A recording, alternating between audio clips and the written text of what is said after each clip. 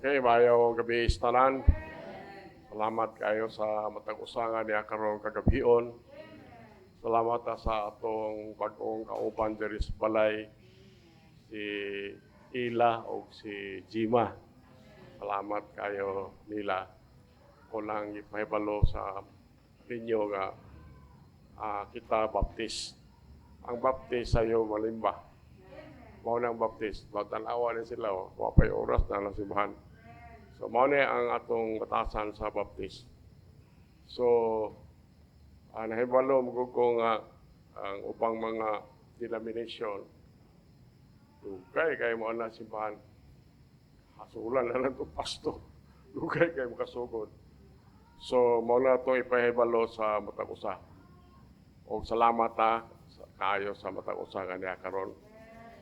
Niya ta makasimba ta sa itong buhi nga Dios. Okay, dito magdugay, manindog ta. Atong basahon ng isa ka bersikulo. John 11:21. John 11:21. Isa ra ni daghan ni sila bersikulo pero kaning part 1 ani ni Asya isa ra ka bersikulo. Kailan mo? Okay, John 11:21. Kamay basa ana, ready, read. Then said Martha unto Jesus, Lord, if thou hadst been here, my brother had not died. Apo tama na mo langit nun, buhi na mga Diyos. Salamat kay Amahan nga nagapanayon mi pagsimba sa atong buhi nga Diyos. Salamat kay Ginoo sa matag usang niya karon nga wala kami laing tiguha Ginoo gawas nga matagaan kag dako kay pasidungog sa among kinabuhi. Mahal naman langit nun, among ipangamuyo kanimo Ginoo nga ma-absorb yun na mo ang pagtulunan sa gallery ni John, bahin ni Jesus Christ.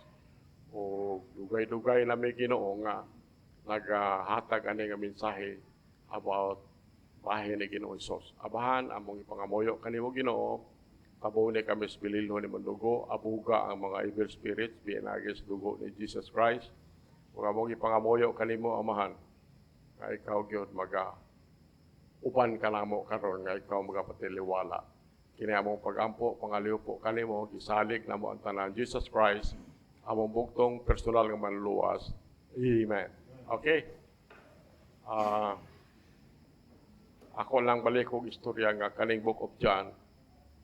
Simple kayo ni ang pagkasulat ni John tungod kay kaning Book of John para ni sa mga common nga mga tao. Common nga mga tao. So, dali ra nimo ni masabtan wala nga ang advice gyud sa patag-usa o bag-o pa kang believer ang imong tun-an ug una dyan. Ayaw tuon anang Book of Romans kay lisod na para na sa mga negosyante. Mga gamay lang panahon ba. Siya ingon diri sa John 11:21. Unya, miingon si Marta ngadto ni Hesus, Ginoo, kung ikaw unta, dinhi pa ang akong lalaking igsuon, wala unta namatay.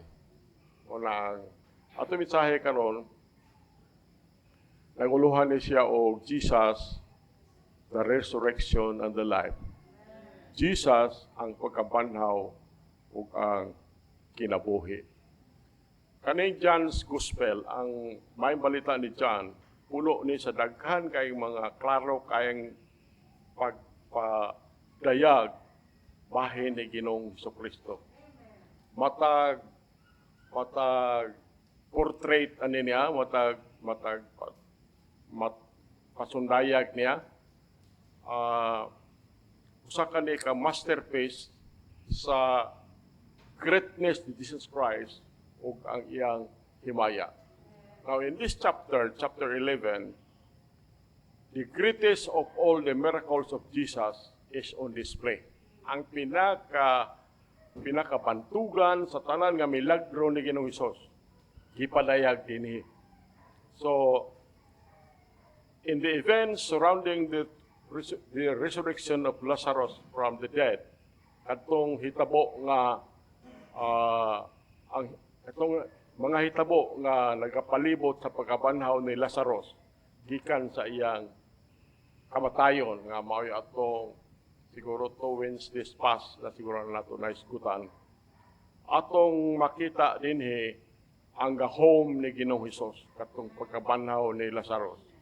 Now, kung ang tanan niyang other miracles, kuhao na siya from the gospel record, and all we were left with what this great miracle, we would have enough in our position to conclude that Jesus is the Son of God. So, nining kagabion, I would like for us to look together at these magnificent verses and get a glimpse of Jesus as the resurrection and the life. In doing so,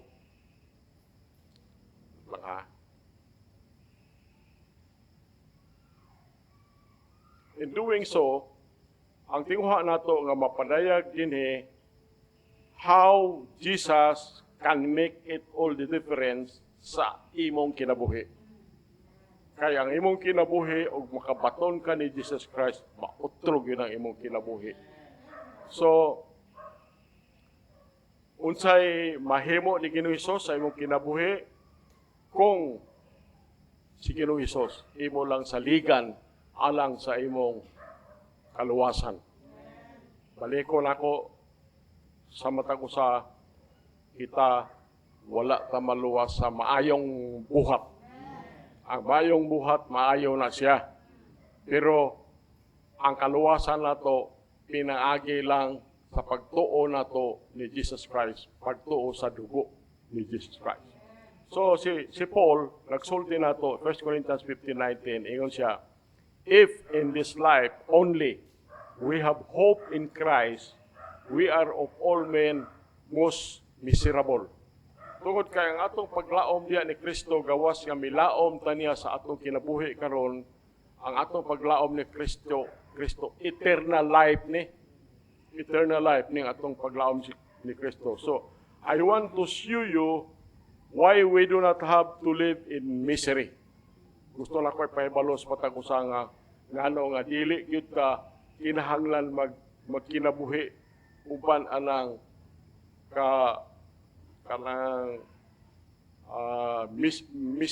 miserable kay ka sa imong kinabuhi ba. So, why life does not have to be a time of defeat. So, atong mahibalan na nga ngano ang kinabuhi, dili na panahon nga sa atong kapildihan, why you do not have to fear the day of your death. Ngano nga dili man ta mahadlok sa adlaw sa atong kamatayon. How you can enjoy an abundant and full life. Kung na itong matun-an ani nga mensahe. Kaning part 1 pa ni karon, part 2, part 3, mao ni atong matun-an diri. So, gusto na ko isulti ninyo what it takes to come to know Jesus Christ and the glorious life that He can give. Matagaan tag mahimayaon nga kinabuhi kung makapatungal si Jesus Christ. So let us take a few minutes to have an encounter with Jesus. Ang atong mensahe karon, Jesus, the resurrection and the life. Ang atong mensahe. So, number 1, o yung part 1, the problem that had them defeated. Ang problema ato nilang sa pamilya nilang Marta nga napildi na pinaagi sa ang ilang mga problema napildi pinaagi sa pagkabanhaw ni Lazarus. So Lazarus was dead ug ang kasubo miabot dito sa usa ka once upon malipayon nga panimalay. One whom they have loved, ang usa nga ilag yung gihigugma yun pag-ayo, gikuha diha kanila from their presence o sila ang katong pamilyaha gulob kayo ang ilang kasing-kasing. So walay magulob nga kasing-kasing kung nga ay kamatayon mahitabo sa pamilya. Point A, death is an ugly event. Death is an ugly event. samtang nagtuon ko ani nga mensahe, akong nabati gyud ang kani nga mensahe tungod kay nasayod man maunsay nahitabo sa mong pamilya. So death is an ugly event. Ang death, iyang maingon nato iyahang sulungon ang mga panimalay o magdala siya og pagkabahin-bahin. Ang kamatayon magdala ng discouragement sa panimalay. Magdala ng kasubo, disillusionment, o magdala ng makaingon tag kapilihan. So, sa panahon nga dunay usa mamatay, we are literally ripped apart. Literally, murag mag-unob yun ta, mabahin-bahin yun ta, mabahin-bahin yun ta kinabuhi. Abi mo dunay usa ka mga bisita nga niadto sa Fiji Islands. Samtang tuwa siya dito, nag-istorya siya sa iyahang experience dito nga talagsaon kay nga batasan ba? Talagsaon kay nga batasan nga kumamatyan sila, tawgo nila ang mga patay. Mao na yung istorya. So, katong usa kinsa dako gyud kaayo o pertigid niya guula, katong nag-uol gyud kaayo abi nimo, mosaka siya sa taas kay nga kahoy. Kung walay taas kay nga kahoy, adto siya sa cliff. Dito sa cliff adto siya. Dayon pag humanyag mention sa ngalan sa atong namatay, mohilak siya uman sa kanapang lalom kayong pagbati. Demiyon siya, kambak, mauna ang iyang isulti. So, katong heart-rending wail, kanang iyang pagsinggit niya, kanang masabtan na to, nga puno sa mga way paglaom ba? Murag nahitabo, nga wala sa paglaom. Abi nimo ang nahitabo, mura na siya yagaan atong mga katong iko sa iyahang pagsinggit nga maunay maila na to nga sakit kayo nga frustration sa iyang kasing-kasing.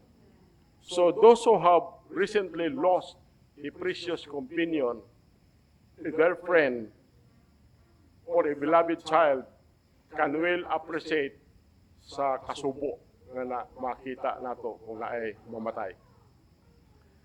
Just imagine kung katubit ang kasinggit-singgit kay namatyan siya. Just imagine sa pagtanaw nato siya naong with daghang kay mga luha nga naa sa iyahang mga aping.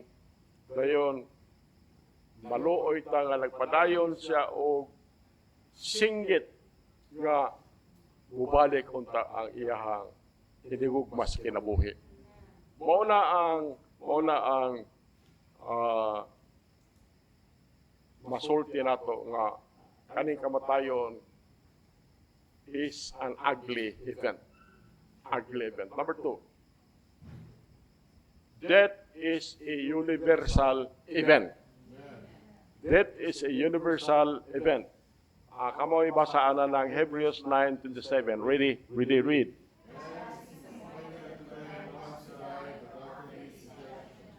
Genesis 3:19, read.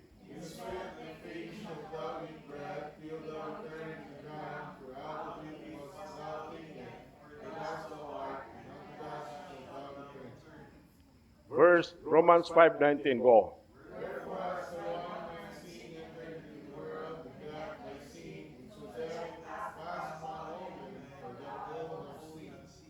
Thank you.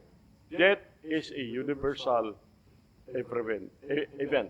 Mao nang babasa natin. Ug maingon nga kini gikatakda na ngadto sa mga tao nga sa makausa mamatay. Apan uban ini ang paghukom. So ang kamatayon sa tao masabtan nato dinhi after death hukom na dayon. Wala na ang kalag sa tao, dili na maglakaw-lakaw 40 adlaw, nga dili na mo adto di na mo adto na di sa og purgatorio kay kahon siya dito ang isa sa matos langit wala na ang kamatayon pagpiyong sa iyang mata hukom it's either madto siya sa langit or madto siya sa impierno ingon ana ang kamatayon sa tao verse Genesis 3:19 katuning si Adan ug si Eva nakasala na sila sa Ginoo. Ingon diri sa singot, giingnan sila. Sa singot sa imong naong ikaw magkaon og tinapay. Hangtod ikaw mubalik ngadto sa yuta. Kay gikan niini ikaw gikuha kay abog ikaw ug ngadto sa abog ikaw mubalik. Then ingon si Paul sa Romans 5:12 ingon diri tungod niini maingon nga pinaagi sa usa ka tawo mao ni si Adan ang sala misulod nganhi sa kalibutan ug ang kamatayon pinaagi sa sala ug busa ang kamatayon midangat sa tanang mga tao kay ang tanan nakasala. So mao na siya ato mabasa diri Hebrews 9:7, Genesis 3:12, 3:19, Romans 5:12. Ang tanan ni nagsulti bahin sa reality of death. One day, whether ganahan kag dili, one day whether mutuo kag dili, we will all die. Mga matay ko tata. Death is a universal event. Point C. Death is an unexpected event. Ang kamatayon dili ba wala gyud gidahom na mao na wala gidahom nga hitabo sa tong kinabuhi. Kani si Marta ug si Mary nagtuo ni probably nagunahuna ni sila nga sila sa Ros makarecover ato siyang sakit. And that everything would return to normal. Mao na ilang pagtuo. Death has other ideas. Even though men know death is coming, it still seems to take them all by surprise. So, doon ay usa ka karaan nga fable ba? Fable kanang sugilanon bitaw nga fictitious nga sugilanon pero doon ay pagkatinuod ba? Ganun lang, maminaw lang mo. According to an old fable, dunay usa ka tawo nga naghimo og talagsaon nga agreement sa kamatayon. Doon sila nagsabot sila. Doon sila pakigsabot sa kamatayon katong tawhana. So, katong tawhana gisultihan niya to sa kamatayon nga kuno siya willingly mo kuyog siya sa kamatayon sa panahon nga mamatay siya. But only on one condition. Dunay kondisyon. Ingon siya nga kuno ang ilang sabot nga ang death, ang kamatayon magpadala og messenger well in advance. I-warm siya nga mamatay na siya. Muna ilang sabot. So the agreement was made, nahimo ang ilang pagsabot, then nahitabo ang isak semana, nahimong mga bulan, ang mga bulan nahimong mga katuigan. So dunay usa ka mapait kaayo nga kagabion niadtong ting-ulan pagyud winter. Samtang ang katong tao naglingkod siya rang isa nagunahon siya bahin sa tanan niyang material position, tanan niyang daghan siguro siyang material positions. Ang kamatayon suddenly nisulod sa iyang room. Dayon giapik-pik ang iyang abaga. Ipik-pik iyang abaga. So ang tao god perting kuyawa niya. Perting the man was startled. Dayon mihilak siya uban sa iyang pagpati nga murag wa na siya paglaom. Kay ingnan niya ni amang ka dinhi sayo magkakayo. You are here so soon. Nga wa man ka nag-warning. So naguna-una ko nga doon na biya sabot. Pagsabot ba nga warningan ko nimo. So ang death, ni-reply ang death, ingon ang death nga, daghan biya ko kaayo gihimo sa akong part. Daghan kaayo kong gihimo sa akong part. Nagpadala ko ni mong daghan kaayong messengers. Nagpadala man ko ni mong daghan kaayong messengers. Tanawa ko ng imong kaugalingon sa amin. Kung imong makita ang uban diha, makita ng uban diha. Samtang ang tao, ning kumplay siya, gitanaw niya iyang kaugalingon sa amin, ang kamatayon ning hunghong niya. Yan siya.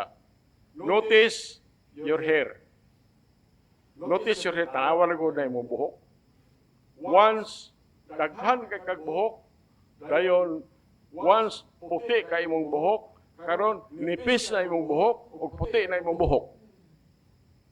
Pastilan ako, ana-ana ako, sakto gituod yun. Kuhapit na rin kong matay. Okay. Sa una, daghan kay tagbuhok. Then karon nipis man yung buhok niya. Karon itom-itom lang ni, pabilib lang ni ba? Pabilib lang ni, paitom-itom.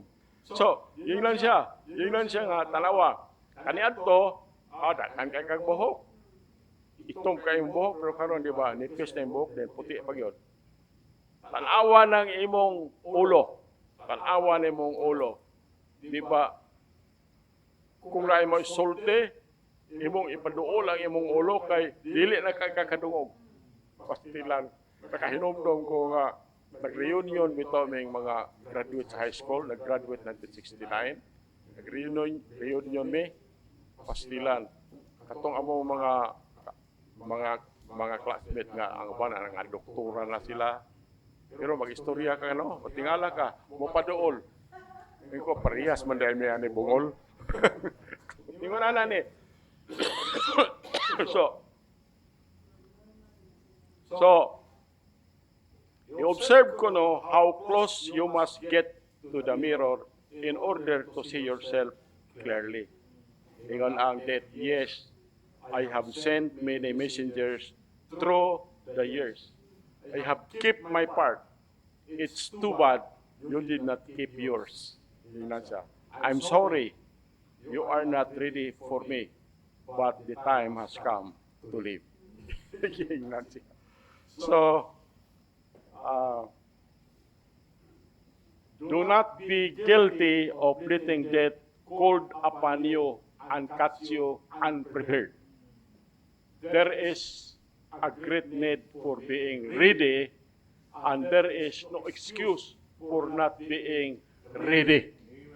So, atong mabasa ni Proverbs 27:1 o James 14:14. Proverbs 27:1, kamay basa na. Ready, read.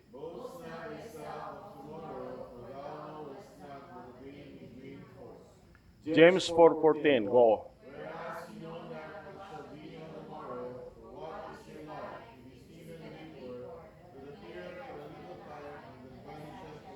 Thank you.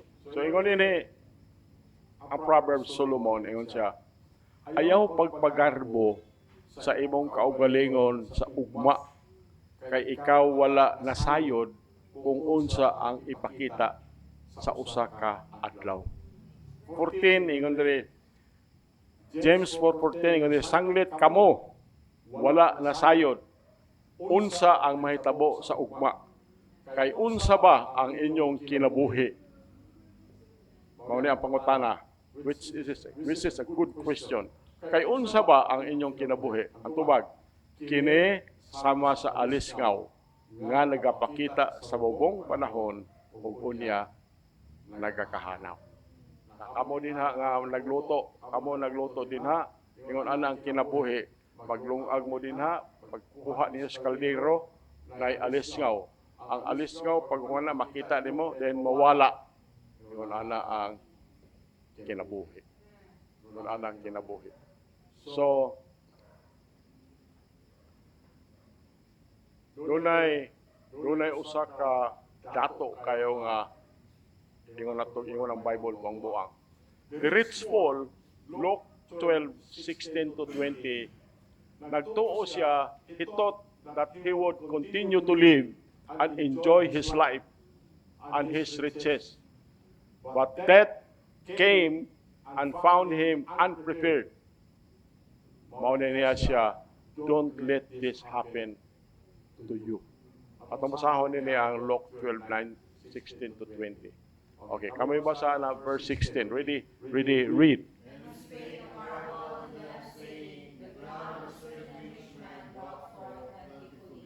Verse 17, go.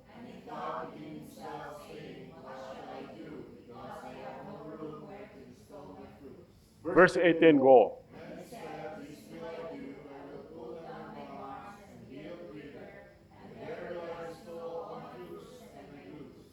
Verse 19, go.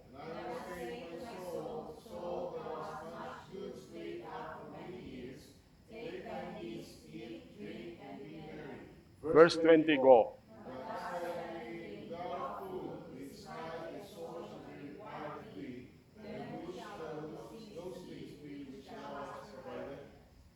So mauni niya siya, thank you. Salamat kayo sa pagbasa. Ingon dahil, og siya, bisulti sa og sampingay ngadto kanila nga nagaingon.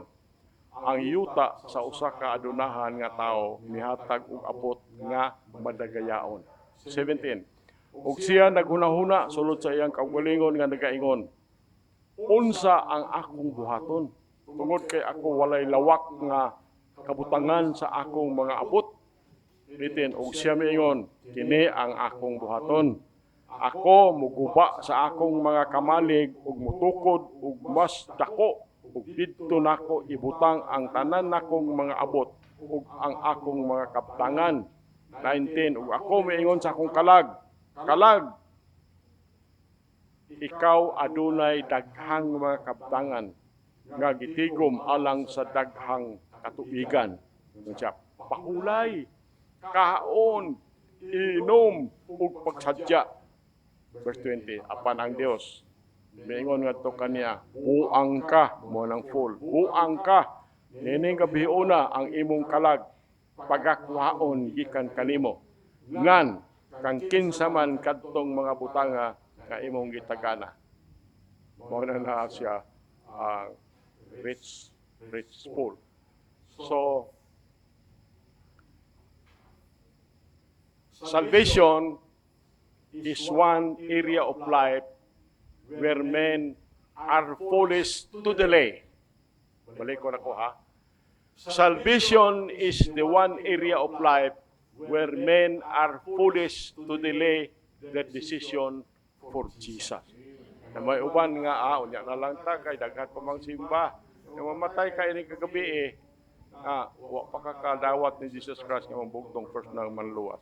So, nadere 1 Corinthians chapter 6 verse 2. Kamay basa ana.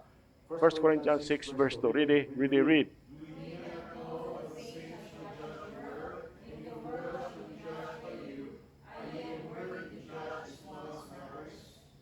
Dugay na kong labay-labay bitaw anong bersikulo ha. Pero karon pa jud ko nakabasa gyud ani ingon dere nga pertika ding ang gamahanan dita kayo ba ingon dere wala ba kamo nahibalo nga ang mga balaan ikaw balaan ka kay save ka muhukom sa kalibutan.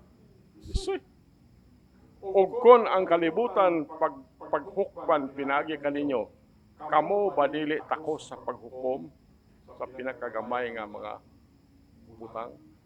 So, we can put off paying taxes, we can put off changing our oil sa itong mga sakyanan or doing other things that you probably never think of putting off. Yet, too often, men will put off their salvation until the time to die comes and catches them unprepared, and they have to go out into a lost eternity apart from God.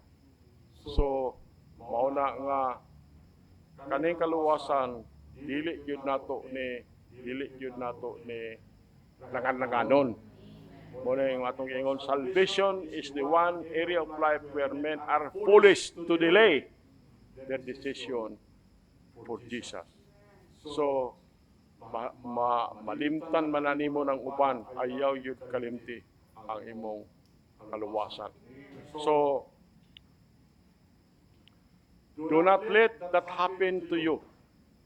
Ayaw yun tugote, ang mahitabo na nimo kanang madili ang imong kaluwasan. Kung dunay kay opportunity nga ma-save ka karong adlaw, kay giwali ang kaluwasan nang anang adlaw, ma-save ka, do not delay. Abi nimo na usa ka mother. The mother was answering her young daughter's question about her daddy's death. Kaya namatay na to yung papa ba. Natana siya siyang mama. Ingon ng mama, God sent for him, she explained. Gipadala sa Ginoo diha kaniya, explain siya nga unang namatay ang imo amahan. So, ingon ang inahan, someday, ang Ginoo magpadala po para kanako o para kanimo. Maon punta. Pero walay usa nga nahibalo. Nobody knows just when o kano saa. Thinking about that for a moment, ang bata mayon siya, Mama, kung wala ta kahibalo for sure, kano sa ipadala sa Ginoo ang kamatayon diri kanato, we might not be ready. So, ingon ang bata nga, mag-pack up na ta karon. We better start packing. Kung ingon ang inahan, makaingon ta nga, sakto gito bata. She was right. No one knows when God is going to send for us, but we do know how to wait for that day. Whether He calls us through death, Psalm 23:4, or when Jesus Christ returns to take us home, 1 Thessalonians 4:17. So, we should always be ready. Pauna atong point. Proverbs 23:4. Kamoy basa na. Ready, read. 1 Thessalonians 4:17. Maunang promise sa Ginoo nato. Ready, read.